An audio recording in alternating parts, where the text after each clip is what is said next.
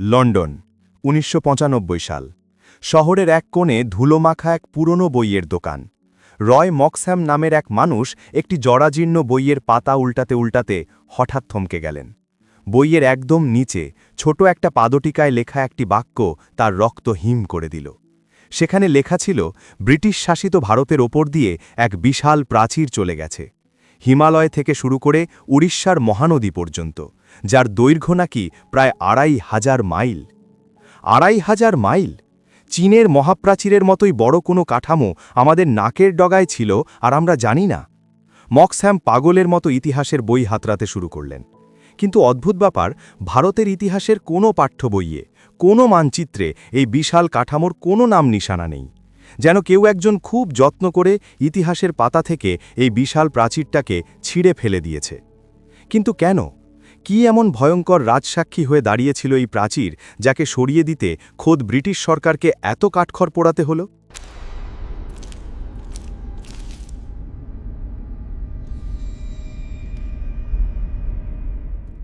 মক্স্যাম দমে যাওয়ার পাত্র ছিলেন না। তিনি চলে গেলেন ব্রিটিশ লাইব্রেরির অন্ধকার আর্কাইভে। সেখানে শত বছরের পুরনো এক মানচিত্রের ওপর ধুলো ঝাড়তেই বেরিয়ে এলো এক দানবীয় রেখা। আস্ত একটা উপমহাদেশকে ঠিক মাঝখান দিয়ে চিরে ফেলেছে সেই দাগ। লন্ডন থেকে কনস্ট্যান্টিনোপল পর্যন্ত যে দূরত্ব, ঠিক ততটাই লম্বা এক মরণ ফাঁদ। মক্স্যাম দেরি করলেন না। মানচিত্রটা পকেটে নিয়ে তিনি সোজা উড়াল দিলেন ভারতে। কিন্তু সেখানে পৌঁছেই ঘটল এক অদ্ভুত কাণ্ড। যে গ্রামের ওপর দিয়ে মানচিত্র অনুযায়ী সেই দেয়াল যাওয়ার কথা, সেই গ্রামের মানুষ হেসেই অস্থির। তাদের দাবি, এমন কোনো দেয়ালের অস্তিত্ব তাদের ৭ পুরুষও শোনেনি।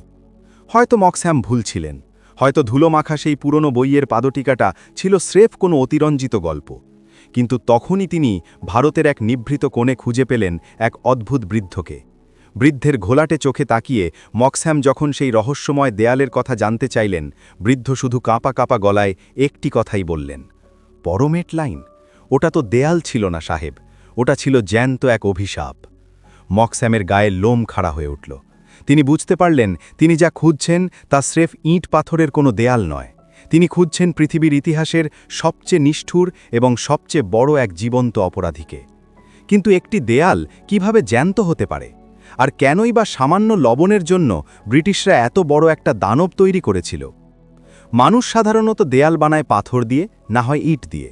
কিন্তু ব্রিটিশরা যখন আস্ত একটা দেশ জুড়ে ইটের দেয়াল তোলার পরিকল্পনা করল, তখন তাদের মাথায় কাজ করছিল অন্য এক শয়তানি বুদ্ধি। তারা দেখল, আস্ত একটা দেশ জুড়ে ইটের দেয়াল তোলা যেমন ব্যয়বহুল, তেমনি সময় সাপেক্ষ।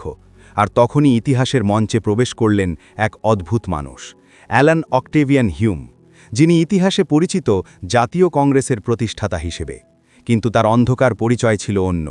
তিনি ছিলেন একজন উদ্ভিদবিদ এবং অত্যন্ত ধুরন্ধর এক রাজস্ব কর্মকর্তা। হিউম সাহেব জানতেন, শুকনো কাঠ বা পাথরের দেয়াল মানুষ ভেঙে ফেলতে পারে, উইপোকায় খেয়ে নিতে পারে। তাই তিনি হুকুম দিলেন, দেয়াল হবে জ্যান্ত, অর্থাৎ গাছ দিয়ে তৈরি এক জীবন্ত প্রাচীর। শুনতে খুব সাধারণ মনে হচ্ছে, তাই না? বাগান করার মতো? ভুল। প্রথমে তারা লাখ লাখ টন শুকনো কাঁটাঝোপ কেটে মাইলের পর মাইল স্তূপ করে রাখল। কিন্তু তাতে কাজ হলো না। ইঁদুর আর উইপোকা সেই শুকনো প্রাচীরকে মাটির সাথে মিশিয়ে দিচ্ছিল। হিউম তখন পুরো উত্তর ভারত জুড়ে শুরু করলেন এক পৈশাচিক পরীক্ষা নিরীক্ষা। তিনি বেছে নিলেন ভারতীয় বড়ই বা কুল গাছ, যার কাঁটাগুলো মাছ ধরার বড়শির মতো বাঁকানো। সাথে মেশালেন বাবলা আর বিষাক্ত কষওয়ালা ইউফোরবিয়া।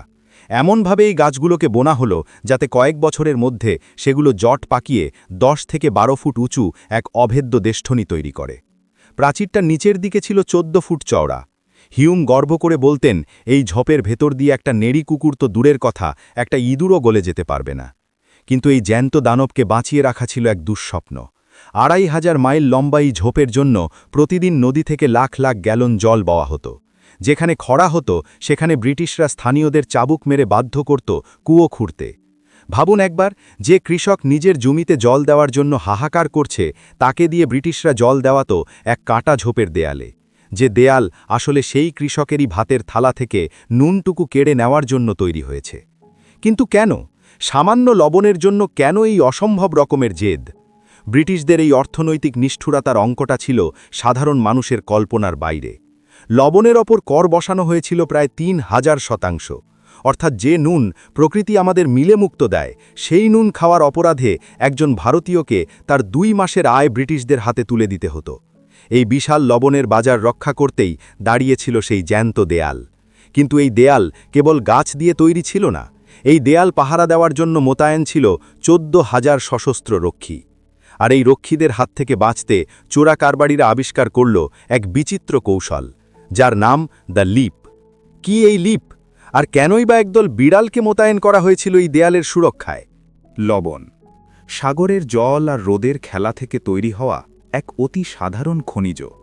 কিন্তু এই সাধারণ জিনিসটাই হয়ে উঠল ব্রিটিশ রাজত্বের সবচেয়ে নিষ্ঠুর অস্ত্র। কেন এই 2500 মাইলের দেওয়াল? কেন 12 ফুট উঁচু কাঁটা ঝোপ? উত্তরটা খুব সহজ, টাকা, প্রচুর টাকা। পলাশির যুদ্ধের পর থেকেই ব্রিটিশ ইস্ট ইন্ডিয়া কোম্পানির নজর পড়েছিল লবণের ওপর। তারা দেখল ভারতের মানুষ আর যাই করুক, লবণ ছাড়া তাদের চলবে না। আর এই সুযোগটাই তারা কাজে লাগালো। লবণের ওপর বসিয়ে দিল এমন কর যা ইতিহাসের পাতায় এর আগে কেউ শোনেনি, 3000%। ভাবুন তো একবার, আজকের দিনে এক প্যাকেট লবণের দাম যদি হঠাৎ 15 টাকা থেকে বেড়ে 450 টাকা হয়ে যায়, তবে আপনার অবস্থা কি হবে? ঠিক এই অবস্থাই হয়েছিল ভারতের কোটি কোটি দরিদ্র মানুষের। কিন্তু সমস্যা ছিল অন্য জায়গায়। ভারতের এক এক প্রদেশে ব্রিটিশরা এক এক রকম কর আদায় করত। বাংলায় কর ছিল আকাশচুম্বী, কিন্তু মাদ্রাজ বা বোম্বেতে ছিল অনেক কম। ফলাফল, চোরাচালান। পশ্চিমের সস্তা লবণ পূবের বাংলায় পাচার হতে শুরু করল। ব্রিটিশদের রাজস্বে ভাগ বসাল খোদ ভারতীয় চোরা কারবারিরা। ব্রিটিশরা তখন এক অদ্ভুত অঙ্ক কষল।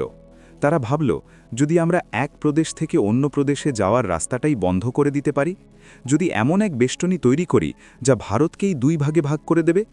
এই পরিকল্পনা থেকেই জন্ম নিল ইনল্যান্ড কাস্টমস লাইন। আগ্রার কমিশনার GH স্মিথ এবং পরে হিউম সাহেব এই লাইনকে কেবল কাগজে কলমে সীমাবদ্ধ রাখলেন না, তারা গড়ে তুললেন এক বিশাল লজিস্টিক্স নেটওয়ার্ক। প্রতি 1 মাইল অন্তর বসানো হলো এক একটি চৌকি বা কাস্টমস পোস্ট, প্রতি 4 মাইল অন্তর একটি গেটওয়ে। আর এই লজিস্টিক্স সামলাতে নিয়োগ করা হলো 14,000 সশস্ত্র প্রহরী। 2500 মাইল লম্বাই দেওয়াল পাহারা দেওয়া ছিল এক অমানসিক পরিশ্রমের কাজ। রোদে পুড়ে বৃষ্টিতে ভিজে প্রহরীরা দাঁড়িয়ে থাকত এই জ্যান্ত ঝোপের ধারে। কিন্তু এই কড়া পাহারার ভেতর দিয়েও কি চোরাচালান বন্ধ হয়েছিল? না।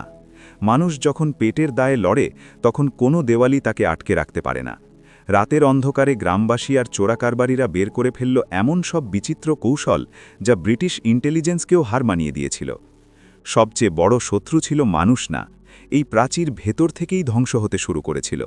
লক্ষ লক্ষ উইপোকা আর ইঁদুর যখন হিউমের সেই সাধের দেওয়াল খুঁড়তে শুরু করল, তখন ব্রিটিশরা এক অদ্ভুত এবং হাস্যকর সিদ্ধান্ত নিল। তারা মোতায়েন করল এক বিড়াল বাহিনী। কিন্তু কেন? বিড়াল দিয়ে কি আস্ত একটা দেওয়াল পাহারা দেওয়া সম্ভব? আর দ্য লিপ নামের সেই মরণ ঝাপটাই বা কী ছিল? দেওয়ালটা জ্যান্ত বলেই তার বিপদ ছিল অন্যরকম। কোনো পাথরের দেওয়ালকে উইপকাই খেতে পারে না, কিন্তু হিউম সাহেবের সেই সাধের কাটা ঝোপকে কুরে কুরে খাচ্ছিল কয়েক কোটি ইঁদুর। ভাবুন একবার, 2500 মাইল লম্বা এক প্রাচীর, আর তার নিচ দিয়ে কয়েক হাজার সুড়ঙ্গ। ব্রিটিশরা দেখল পাহারা দিয়ে মানুষকে আটকানো যাচ্ছে ঠিকই, কিন্তু মাটির নিচের এই ক্ষুদে চোরা কারবারিদের আটকাবে কে? ইঁদুরের দল ঝোপের গোড়া আলগা করে দিচ্ছিল, যার ফলে ঝড়ের দাপটে হুড়মুড় করে ভেঙে পড়ত মাইলের পর মাইল প্রাচীর। ব্রিটিশরা তখন এক অদ্ভুত ফতোয়া জারি করল। প্রাচীরের প্রতিটি চৌকিতে মোতায়েন করা হলো এক বিশেষ বাহিনী, ক্যাট আর্মি বা বিড়াল বাহিনী। ব্রিটিশ অফিসাররা হুকুম দিলেন, প্রতিটি রক্ষীকে অন্তত 2টি করে বিড়াল পুষতে হবে। কাজ একটাই, ঝোপের ভেতর ইঁদুর নিধন। ইতিহাসে এমন অদ্ভুত পাহারাদারির নজির আর কোথাও নেই।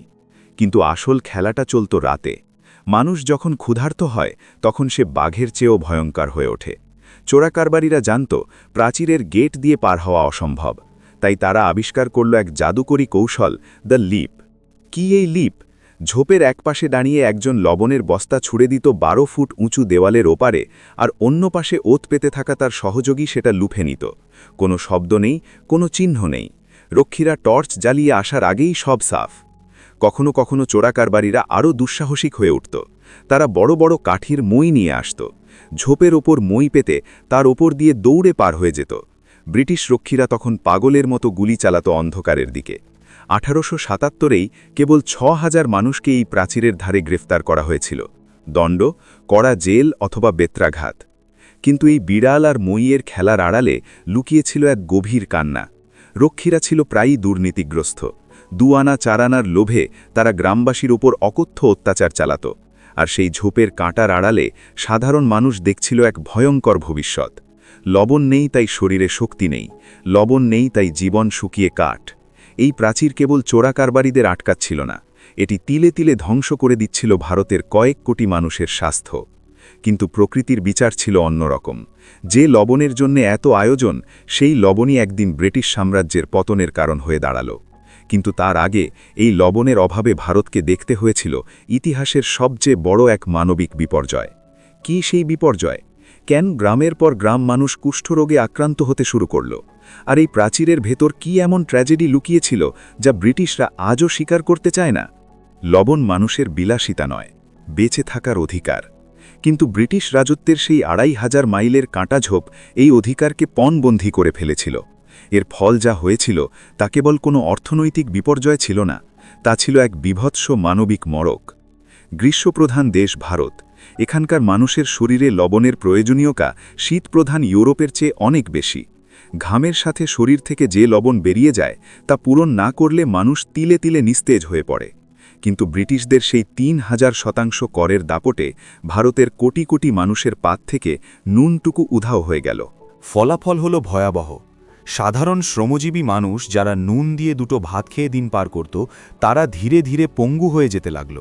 শরীর থেকে সোডিয়াম আর পটাশিয়াম হারিয়ে যাওয়ার ফলে গ্রামকে গ্রাম মানুষ সল্ট হাঙ্গার বা লবণের তৃষ্ণায় ছটপট করতে শুরু করল। চরম ক্লান্তি, মাংসপেশির খিঁচুনি আর দৃষ্টিশক্তি হারিয়ে ফেলা সাধারণ ঘটনায় পরিণত হল। কিন্তু এর চেয়েও ভয়ঙ্কর এক রাজসাক্ষী হয়ে দাঁড়িয়েছিল তখনকার চিকিৎসা বিজ্ঞান। তৎকালীন ব্রিটিশ চিকিৎসকরা এক চাঞ্চল্যকর তথ্য দিলেন। তারা দেখলেন ভারতের যে অঞ্চলগুলোতে লবণকর সবচেয়ে বেশি, সেখানে কুষ্ঠ বা লেপ্রেসি রোগের প্রাদুর্ভাব সবচেয়ে মারাত্মক। লবণের অভাবে মানুষের রোগ প্রতিরোধ ক্ষমতা এতটাই ভেঙে পড়েছিল যে সামান্য ক্ষত মরণ ব্যাধিতে রূপ নিচ্ছিল। ব্রিটিশ সরকার সব জানত, কিন্তু তাদের কাছে রাজস্বের চেয়ে ভারতীয়দের জীবনের দাম ছিল অনেক কম। 1860 আর 70-এর দশকের সেই বিধ্বংসী দুর্ভিক্ষগুলোর কথা ভাবুন। যখন শস্যের অভাবে মানুষ ঘাস খাচ্ছিল, তখনও ব্রিটিশরা সেই কাঁটা ঝোপের দেয়ালে 1 ফোঁটা লবণের ট্যাক্স ছাড় দেয়নি।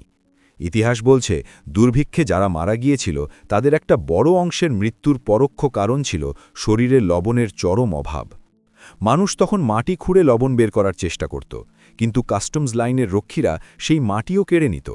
ব্রিটিশদের নির্দেশে লবণের খনিগুলোতে বিষ মিশিয়ে দেওয়া হতো, যাতে কেউ সেখান থেকে লবণ চুরি করতে না পারে। হিউমের সেই পারফেক্ট হেজ বা নিখুঁত দেয়াল আসলে ভারতের সাধারণ মানুষের কফিনের শেষ পেরেক ছিল। কিন্তু মানুষের সহ্য শক্তিরও একটা সীমা থাকে। এই কাঁটা ঝোপের অন্তরালে যে ক্ষোভ জমছিল, তা কি কেবল চোরাচালান দিয়ে শেষ হতে পারত, নাকি এর জন্য প্রয়োজন ছিল বড় কোনো বিস্ফোরণের? 2,500 মাইলের সেই দেয়াল একদিন হঠাৎ ধুলোয় মিশে গেল কেন? আর কিভাবে সামান্য এক চিমটি লবণ পুরো ব্রিটিশ সাম্রাজ্যের ভিত নাড়িয়ে দিয়েছিল? 1879 সাল 1 এপ্রিল ব্রিটিশ সরকার হঠাৎ এক ঘোষণায় জানিয়ে দিল, 2,500 মাইলের সেই বিশাল ইনল্যান্ড কাস্টমস লাইন আর থাকছে না। 2,500 মাইল লম্বা সেই কাঁটা ঝোপের দেয়াল রাতারাতি পরিত্যক্ত হয়ে গেল। কেন? ব্রিটিশদের কি হঠাৎ দয়া হলো? না, আসলে ব্রিটিশদের রেলওয়ে ব্যবস্থার উন্নতি আর লবণের ট্যাক্স সারা দেশে সমান করে দেওয়ার ফলে সেই বিশাল প্রাচীর পাহারা দেওয়া আর লাভজনক ছিল না। ব্রিটিশদের কাজ ফুরিয়ে গিয়েছিল, তাই তারা সেই জ্যান্ত দানবকে মরার জন্য ফেলে রেখে চলে গেল। রক্ষণাবেক্ষণের অভাবে কয়েক বছরের মধ্যেই সেই বিশাল ঝোপঝাড় শুকিয়ে মাটির সাথে মিশে গেল, যেন কোনোদিন তার অস্তিত্বই ছিল না। কিন্তু ইতিহাস বড় বিচিত্র। ব্রিটিশরা যে দেয়াল মুছে ফেলেছিল, তার স্মৃতি মানুষের মন থেকে মুছতে পারেনি। 1930 সাল সবরমতী আশ্রম থেকে এক লাঠি হাতে বেরিয়ে এলেন এক বৃদ্ধ। গন্তব্য ডান্ডি। মহাত্মা গান্ধী জানতেন, ব্রিটিশ শাসনের সবচেয়ে বড় অন্যায়ের প্রতীক হল এই লবণের কর। তিনি যখন সমুদ্রের তীরে এক চিমটি লবণ তুলে নিলেন, তখন আসলে তিনি সেই 2,500 মাইলের অদৃশ্য দেয়ালটাকেই ধুলোয় মিশিয়ে দিলেন। গান্ধী বলেছিলেন, লবণের ওপর কর বসানো হল মানুষের চাতুর্য দ্বারা আবিষ্কৃত সবচেয়ে অমানবিক কাজ। রয় মকস্যাম যখন 2001 সালে তার বই The Great Hedge of India প্রকাশ করলেন তখন বিশ্ববাসী স্তম্ভিত হয়ে গেল। ভারতের উত্তরপ্রদেশের পালিঘর গ্রামে তিনি খুঁজে পেয়েছিলেন সেই দেয়ালের শেষ অবশিষ্টাংশ, কয়েকটা জরাজীর্ণ পাথর আর কিছু পুরনো ঝোপ। গ্রামের এক বৃদ্ধ তাকে বলেছিলেন, সাহেব, এখানে এক সময় লম্বা একটা লাইন ছিল যার ওপারে যাওয়া বারণ ছিল। আজ সেই প্রাচীর নেই, সেই 14,000 রক্ষী নেই, কিন্তু সেই কাঁটাযুক্ত ইতিহাসের ক্ষত আজও রয়ে গেছে। গ্রেট হ্যাজ অফ ইন্ডিয়া আমাদের মনে করিয়ে দেয় সাম্রাজ্যের লোভ কতটা অন্ধ হতে পারে। একটি জাতির মুখের গ্রাস কেড়ে নেওয়ার জন্য 2,500 মাইলের দেয়াল তোলা যায় ঠিকই, কিন্তু মানুষের স্বাধীনতার তৃষ্ণাকে কোনো প্রাচীর দিয়েই আটকে রাখা সম্ভব নয়। ইতিহাসের পাতা থেকে হয়তো হিউম সাহেবের সেই জ্যান্ত দেয়াল হারিয়ে গেছে, কিন্তু লবণের সেই লড়াই প্রতিটি মানুষের রক্তে মিশে আছে। কারণ নুন কেবল স্বাদ নয়, নুন মানে আত্মসম্মান।